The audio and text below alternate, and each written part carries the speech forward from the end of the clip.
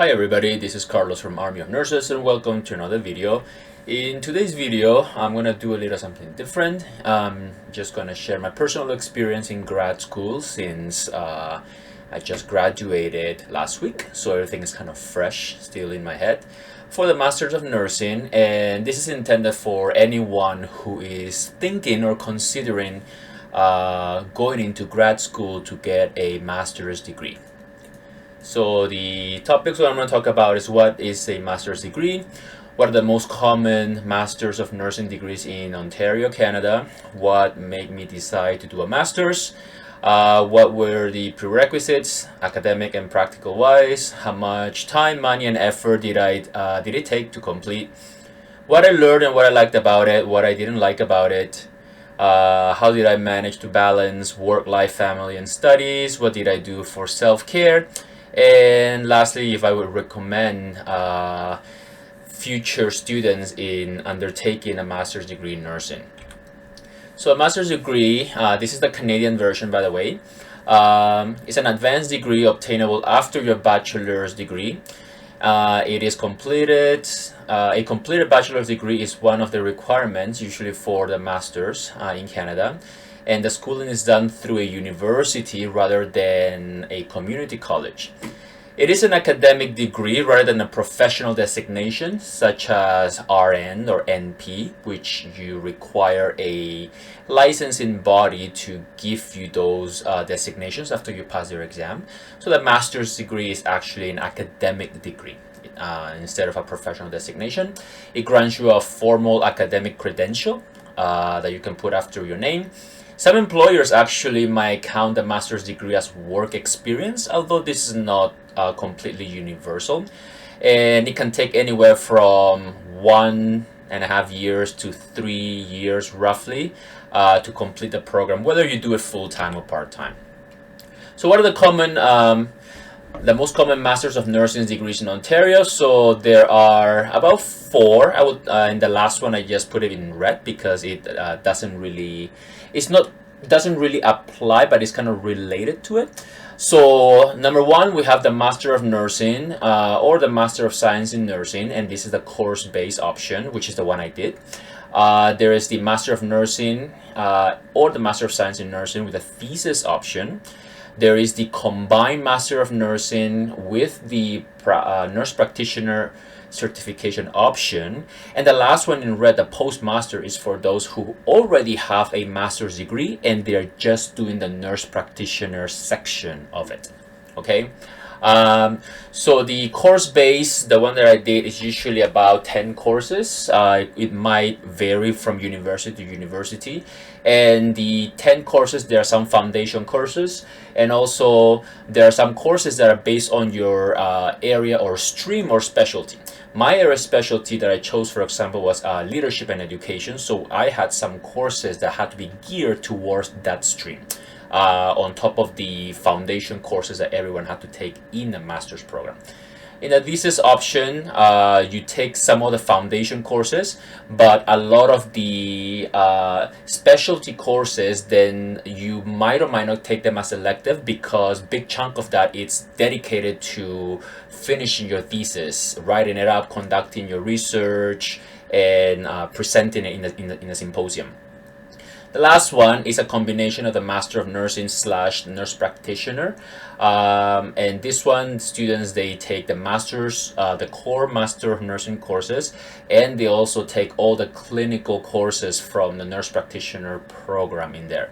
And the postmasters, again, you only take the nurse practitioner program from that. And we'll cover nurse practitioner in another video, because within the nurse practitioner program, there's a few different options, at least in Ontario, that you can go.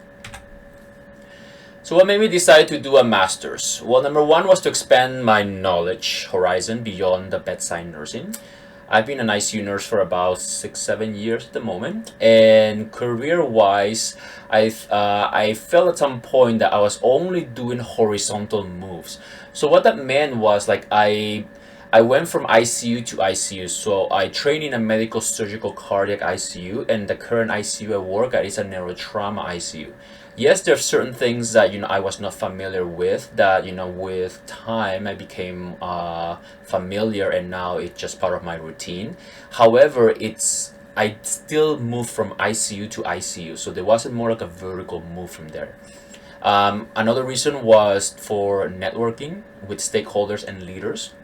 Um, Also, I also wanted to find a lot of answers to all those questions that we had in healthcare, especially in nursing. And there's a lot of issues, that can definitely help, that's preventing the proper delivery, or at least optimal delivery of healthcare. And I was kind of interested in finding some of the answers to those questions.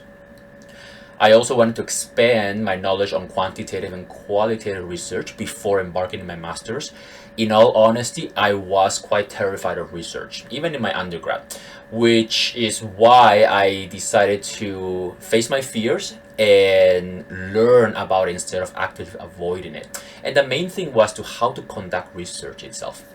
I also wanted to increase my earning potential with a master's and open more opportunities within nursing. And it was also a personal goal because at least I wanted it was a master was something I always wanted to do. And my parents is something that they always felt like they would be proud if I actually achieved that. So, and that's why I put it at the end as a personal goal. Now, what were the prerequisites for going into the master's? Well, I divided them into the academic and practical requirements. So you need both, okay?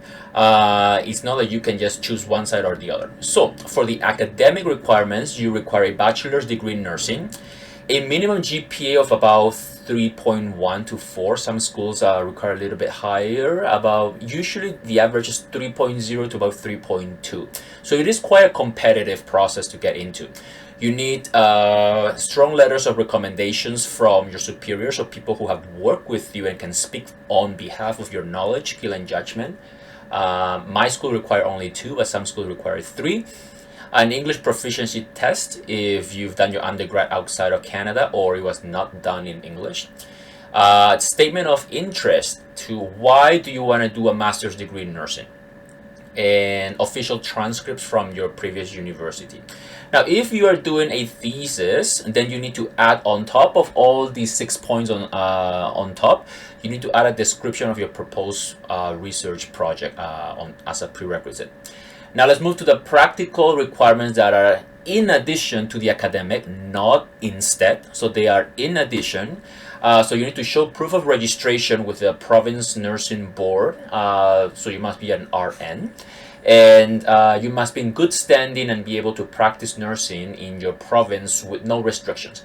In the province where I reside in Ontario, the College of Nurses of Ontario, or the CNO, they are our regulatory bodies. An updated and recent professional CV, it's required. And if you're doing the NP combined master's program, then you need work experience. You need to have worked as an RN in any area of expertise or any area of specialty for at least 2 years, and that translates to roughly around 3,500-ish hours, so give or take. And also a statement of intent of why are you intending, or what are your motive of becoming a nurse practitioner. Now, how much time, money, and effort did it take to complete the master's? So, a lot. In my case, I chose to do it part-time because of work commitments and life and my other academic job as well. So I did it in 2.5 years, and it cost roughly about 15,000 Canadian dollars, which ends up being about 12,000 US dollars. The effort, it actually is the one that took the most, because I end up putting aside at least 10 hours a week just to read all the course content, and to do assignments and write papers I had to add to the 10 hours each week. So that part was designated for schoolwork. I also had to do schoolwork so I didn't fall behind on my breaks when I was working during night shifts, sometimes at 2-3 o'clock in the morning, in the weekends. And by the way, you don't sleep well because there's always something that you're thinking about in your head, as you go through the school. So something to keep in mind. So what I learned and what I liked about the master's program. So actually quite an exponential amount of things that I did not learn in my undergrad. So I'm very glad I actually did it. Initially, I had some reservations because, like I said earlier, research wasn't my area of expertise or strength, and I was actually scared of taking research courses, even in my undergrad. But now that I have embarked through the master's, I can embrace it. And a lot of things that actually I learned that was very, very useful was qualitative research methodologies, quantitative research methodologies. There's a review of nursing theories, and if you think that undergrad had a lot of nursing theories, you have no idea. So the master's is many nursing theories that you'll be exposed to. There's also a lot of non-nursing theories.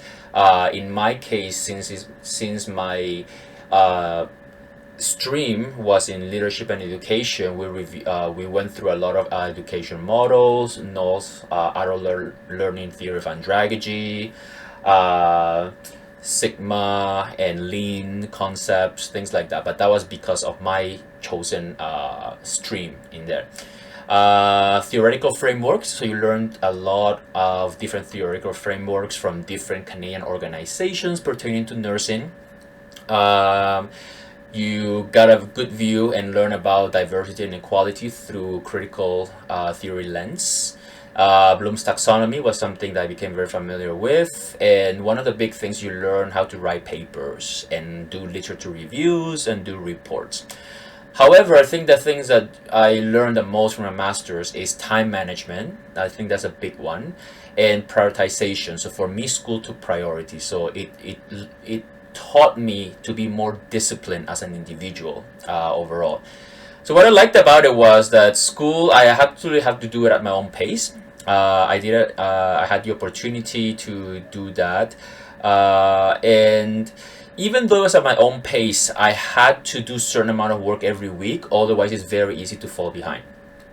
Now, also the second part and this probably was the thing I enjoyed the most during the masters, is that all my classmates, they were expert clinicians. We were all registered nurses in our own different areas of specialty. And it was such a great scholarly environment to engage in experiences from different expert clinicians in there and share. It was very different than undergrad. So that part I truly enjoy it a lot. And lastly, I actually in my program I had the freedom to choose any topic for my final symposium presentation, and which I really appreciated. And in my case, I chose gamification in education. Now, what I disliked about it? Well, I'm not gonna lie, at times the content and the papers and the articles that we have to read, especially when I had to do it in the morning over night shift or in my breaks, they were very dry. So they were dry concepts, they were abstract concepts, so you have to be okay with that, okay? And also, in my program, I initially enrolled in an in-person master's program because I learned better through interaction in a one-on-one with people, right? However, COVID happened, but that was not the fault of the university. So, and then everything moved online, which, you still go through it. You find ways around it. And the last thing that I disliked about it is that it really affected my sleep pattern. Like I say, I didn't sleep well, but then also there was the you start to sleep on different it's almost like on different time zones. So that part I did not enjoy that very much. But oh well, maybe that's part of the study process in there.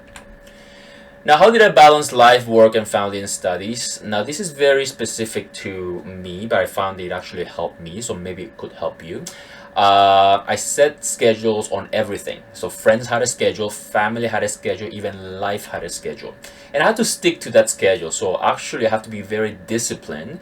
And one of the things I learned a lot is to say no, just to myself, especially when I wanted to procrastinate. And when others wanted to have plans that I knew I could not meet. So it's very easy to always try to say yes, but throughout the masters, through learning to be more disciplined yourself, you learn to say no a lot. and that's okay.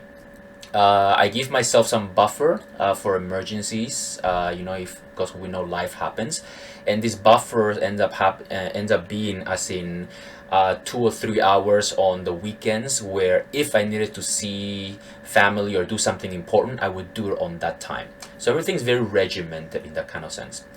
I would suggest that you print out your course outline and post it in front of your computer or somewhere that you can easily follow what your weekly readings are, your assignments, and when things are due. For me, I found that putting all my due assignments and everything in Google Calendar and setting a reminder a week early, it was very helpful for me, because then I was reminded, even though I would try not to forget, I was reminded a week ahead that that has something important to do, and that was really really helpful. Um, Network with the classmates and exchange information about on WhatsApp, on LinkedIn, because then you really really learn to engage in that interprofessional collaboration with them, and you build a network, because you never know, who can help you, or you can help someone else in the future. For that, work ahead, plan ahead, big one. Okay, so don't leave everything till last minute, because you will burn out. And I did feel the burn on many many occasions. So this is something that I found that it helped by planning ahead and working ahead. And I had to cut down on my work hours. It's something that you might have to do, or you might not. And mind you, I do realize that some of us, we do not have the luxury of cut down our times, right? But for me, I had to. It was very hard, and I had to be honest with myself, because otherwise I would have not been successful in the program. Now, what did I do for self-care?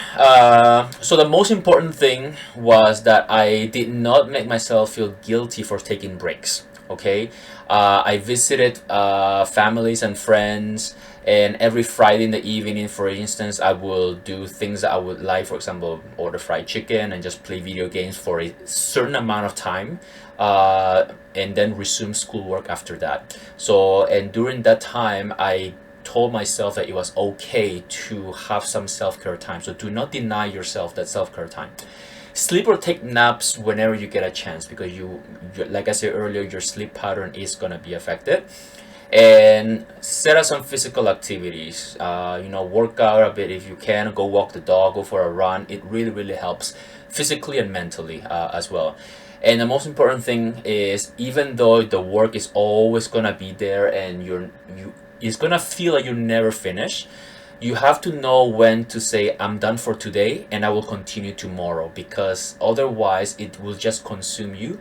And you need to set up that discipline for yourself to have that regimented schedule to help you out. Now, lastly, would I recommend undertaking a master's degree in nursing? I would say 100% yes, absolutely. But if you're doing it because you just want another paper to hang on your wall and something to say that you've had it, I don't think it would be a good idea, because it's very very rigorous, and it's just a lot of time, money, and effort that goes into it. Ask yourself, where do you want to be in 5 years, 10 years, and if your dream job requires you to have a master's degree, then you should pursue a master's degree, if that's what your dream job requires you to have. Assess your current life situation, because everyone is different, and sometimes we tend to bite more than we can chew. So just be honest with yourself. If this is the right year or the right time for you to pursue these endeavors, these education endeavors. If you do not get into graduate school, don't panic. Try it again next year. Try multiple schools. Apply for many schools, so your chances of getting in go up, and just keep trying. Don't just give up if you don't get in the one and only time that you apply for grad school. And inform your superior, your managers, your professors, your teachers, that you're engaged, that you are completing a master's degree, because Sometimes what ends up happening is that because they know you're going in the graduate route, they might actually offer you jobs that are preemptively in an anticipation that you will complete your master's, and that way you kind of start training on a field that you're interested in or in a role that you're interested in as you start doing your master's. So it's a fantastic opportunity. Do not miss out on these kind of opportunities. Let people know, what education endeavors you're going. And that was pretty much it for my review on the master's program. Again, this was my own opinion. So, and since I completed my master's just last week, I think all of this was still fresh in my head. And I wanted to share with all of you, for those who wanted to engage or at least go in this route in the near future. I wish you luck, all of you. Please like and subscribe, and see you next time. Bye for now.